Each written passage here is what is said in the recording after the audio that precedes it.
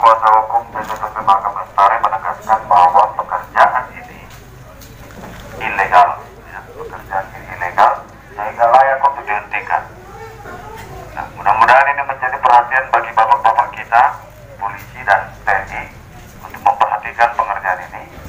Kami sejatinya sangat senang dengan pembangunan daerah, ya, apalagi ini kampung kita bersama.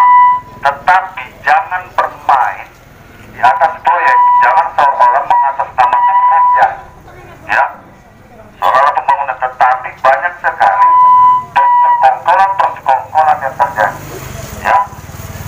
Kita sudah ada undang-undangnya, peraturan Presiden nomor 16 tahun 2018, ya, sudah ada peraturan Menteri PUPR nomor 7 tahun 2019, harus dipatuhi. Ini adalah gambaran penegakan hukum di Republik ini, ya. Ini adalah gambaran penegakan hukum. Bagaimana putusan pengadilan saja dikangkangi oleh pejabat. Pertanyaannya, bagaimana masyarakat sipil lainnya akan mematuhi putusan pengadilan jika pejabat di kementerian saja tidak mematuhi putusan?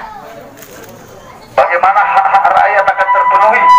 Nah, ini adalah gambaran, ya, proyek yang begitu besar, 37 miliar, ya. Kalau beli sawah udah berapa banyak itu kan? 37 miliar, ya. Sementara PT Putri Mahakam Lestari adalah penawar terendah, ya, 32 miliar. Bayangkan selisihnya berapa, saudara-saudara? 5 miliar. Kalau 5 miliar itu kita salurkan kepada anggaran COVID-19, apa enggak sehat semua rakyat kita ini? Ya, setuju nggak kita di situ? Nah, jadi saudara-saudara kita harus cerdas, cermat, dan tangkas menanggapi persoalan ini, ya. Jangan mengatasnamakan rakyat, mengatasnamakan kepentingan rakyat, namun bermain di atas proyek 37 miliar. Siapa yang bermain di atas proyek ini, itu yang harus kita ungkapkan. Itu menjadi tugas dan tanggung jawab saya selaku penegak hukum, ya.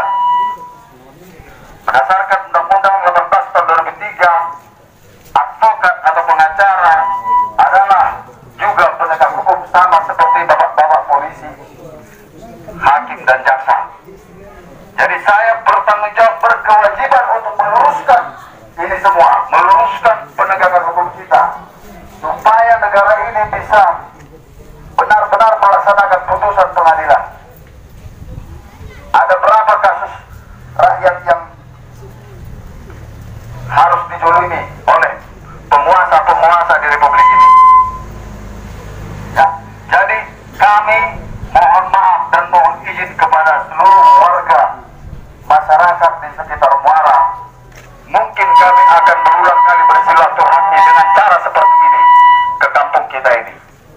Kami akan berkali-kali datang ke kampung ini bersilaturahmi dengan cara seperti ini, ya, agar proyek ini segera dihentikan, agar proyek ini dikembalikan kepada PT Putri Mahakam Lestari. Itu tugas kami. Dan mohon maaf, kami akan berulang kali datang ke sini, ya, akan berbicara seperti ini juga berulang kali di hari-hari berikutnya sampai proyek ini mendapatkan kejelasan, ya, sampai proyek ini dihentikan oleh PT Omega Pratama yang ilegal mengerjakan proyek ini, supaya proyek ini dikembalikan kepada PT Putri Mahakam Lestari, ya. Saya akan meminta dan akan menemui Presiden Jokowi untuk menyampaikan hal ini, ya. Saya telah coba berkoordinasi untuk coba langsung ketemu dengan Presiden Jokowi, membicarakan hal ini untuk tangkap semua, periksa semua pejabat di Kementerian Perhubungan, karena ini sudah nggak betul ini, ya, sudah nggak betul. Saya pastikan ini nggak betul, ya, saya pastikan, ya. Nah, jadi kita harus cerdas berpikir, ya. Nah, mungkin hari-hari berikutnya nginep pun kami di sini nggak apa-apa, kami nginep di sini sampai penegakan hukum kita ditegakkan secara benar-benar, ya. Dan kami juga akan minta KPK untuk turun langsung ya ke muara sini.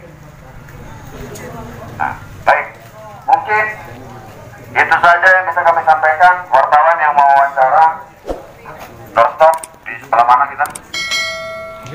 Inilah ya, hujan nih, nggak apa-apa lah, perjuangan ini memang berat, ya kan? Hujan. Dalam proses pengadaan barang dan jasa berdasarkan peraturan Presiden nomor 16 tahun 2018 telah diikuti oleh sekian peserta, termasuk salah satunya adalah PT Putri Mahakam Lestari.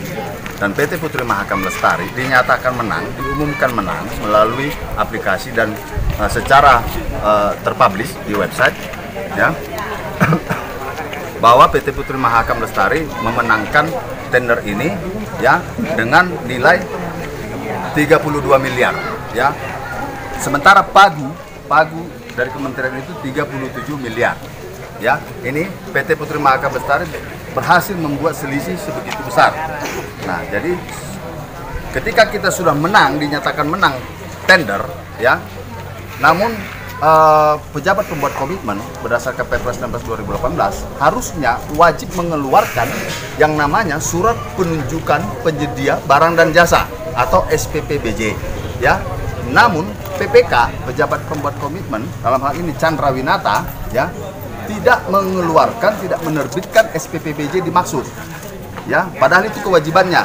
Nah, oleh karena itu ketika SPPBJ ini tidak dikeluarkan, maka berdasarkan Undang-Undang Nomor 30 Tahun 2014 tentang Administrasi Pemerintahan, melebihi 10 hari PPK tidak menerbitkan suatu surat keputusan yaitu SPPBJ, maka PT Putri Mahakam Lestari mengajukan permohonan ke Pengadilan Tata Usaha Negara ya, nomor register perkara 4-P/2020-PT UN Medan ya.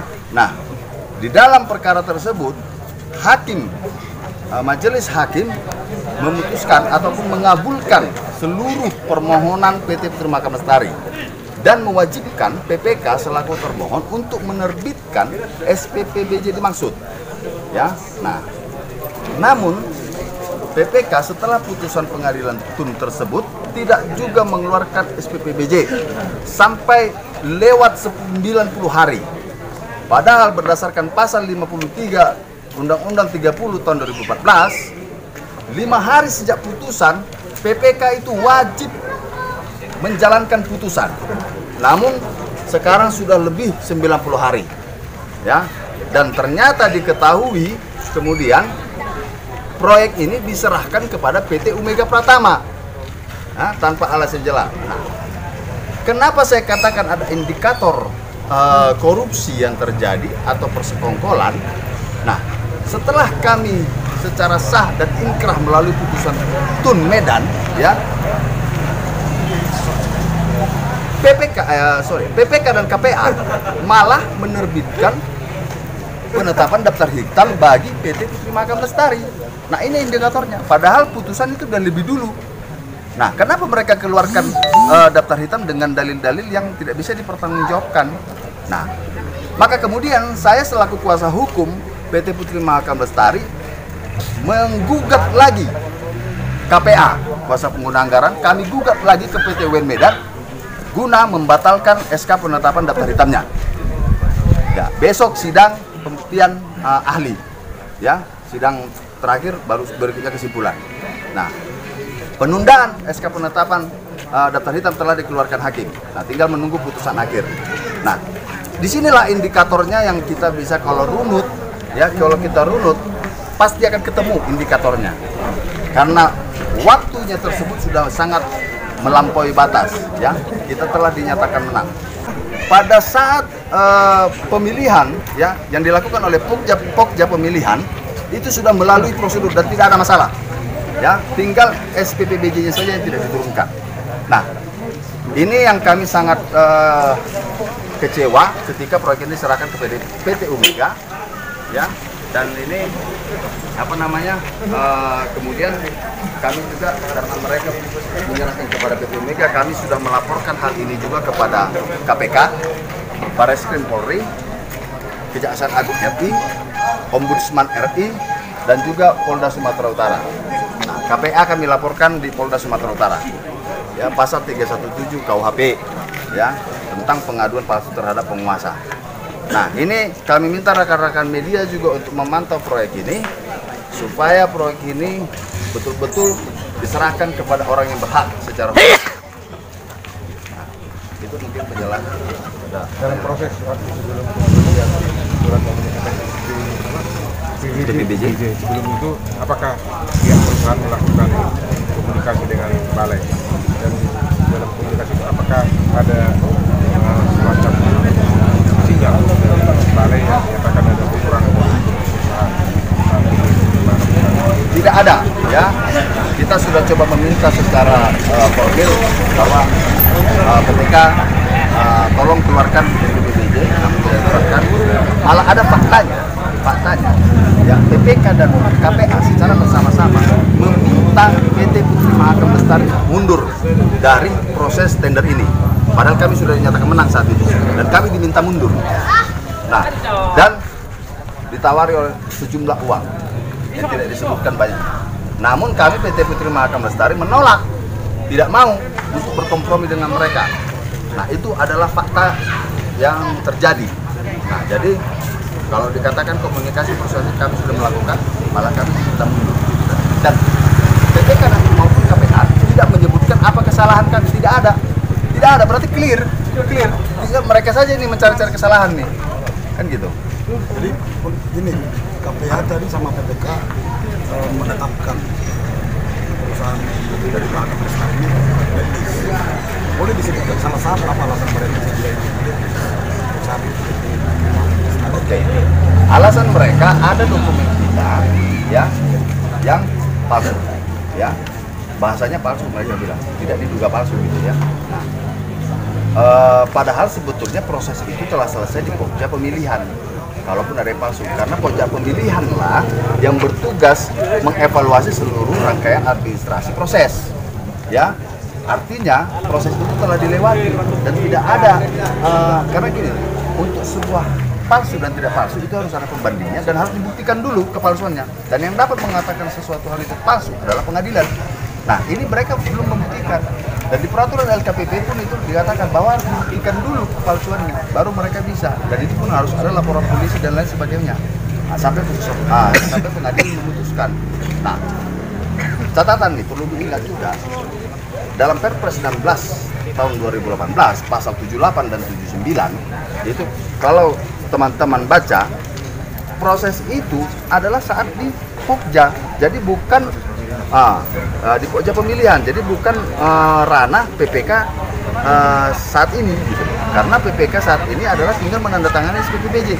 Kalau nanti kemudian pada saat Putri Mahakam mengerjakan proyek tidak benar, baru di situ kewenangan PPK mengusulkan kepada KPA untuk menetapkan daftar hitam. Nah, harusnya kalau alasannya dokumen palsu, Pokja yang mengusulkan. Pokja yang mengusulkan baru ditetapkan oleh KPA. Nah, ini kan jadi kebalik-balik gitu kan. Nah, jadi itu sudah selesai sebetulnya. Jadi bukan belum ranahnya ya, belum ranahnya PPK. Ranahnya PPK adalah setelah proyek berjalan. Setelah proyek berjalan, kalau ternyata ada pekerjaan yang nggak beres atau melanggar kontrak, baru PPK di situ bisa mengusulkan daftar hitam. Sekali lagi, ini kira-kira upaya hukum apa nanti yang akan ditindaklanjuti oleh kuasa hukum PT Putri Mahakam Lestari jika pihak PPK tidak mengindahkan putusan PT? Oke, baik. Upaya hukum kami kan seperti yang saya katakan tadi sudah lapor KPK, Kejagung, Bareskrim, ya, Ombudsman dan Poldasu. Nah, kita harus sampai tangkap ini pejabat dan hentikan ini proyek. Proyek ini harus dihentikan. Nah, itu tolong dicatat besar-besar. Dihentikan oleh PT Omega dan dikembalikan kepada PT Putri Mahakam Lestari, ya. Dan kami minta tangkap pejabat PPK dan KPA. Itu yang kami minta sampai ini akan selesai, dan kami tidak akan lelah untuk berulang kali ke Muara ini menyuarakan ini. Dan kami akan sambangi KPK lagi untuk segera turun ke lapangan, turun ke Muara sini untuk memeriksa semua pejabat-pejabat itu. Itu upaya yang kami lakukan. Kalau aksi cuma di sini aja dilakukan.